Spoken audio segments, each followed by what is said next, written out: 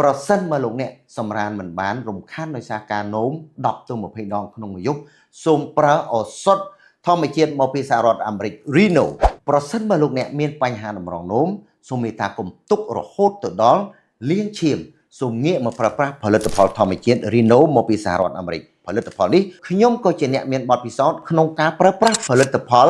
ឱសថ Reno ធម្មជាតិនេះដែរមិនត្រឹមតែខ្ញុំម្នាក់ទេដែលទទួលបានលទ្ធផលល្អពីការប្រើប្រាស់ឱសថធម្មជាតិ Reno នេះអ៊ំពូមីងដែលស្គាល់ខ្ញុំក៏ទទួលបានលទ្ធផលដូចគ្នាបន្ទាប់អំពីការប្រើប្រាស់ផលិតផលនេះសូមជម្រាបសួរថ្ងៃនេះខ្ញុំបានលោកតាវីទ័រចេញមកប្រកាសរកបងប្អូនមិនមែនចូលរួមលេងសម្ដែងកំ pl ែងឬក៏ថតកម្មវិធីសប្បាយអីទេគឺមកជម្រាបជូនបងប្អូនរកបងប្អូនដែលមានបញ្ហាសុខភាពបងប្អូនខ្លះគឺមានពេលវេលាក្នុងការចូលគេងក៏ប៉ុន្តែគេងមិនបានគេងមិនលក់ដោយសារតែមួយយប់គឺមានបញ្ហារំខានដោយសារការនោមទៀតសោតគឺមិនទទួលបាននៅលទ្ធផលល្អសម្រាប់សុខភាពរបស់ខ្លួនទេគឺមានបញ្ហាតម្រងនោមដូចជានោមមកអួល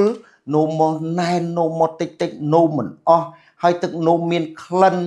ណានោមមកតក់មិនសនុកខ្លួនដេកមិនបានសម្រានមិនលក់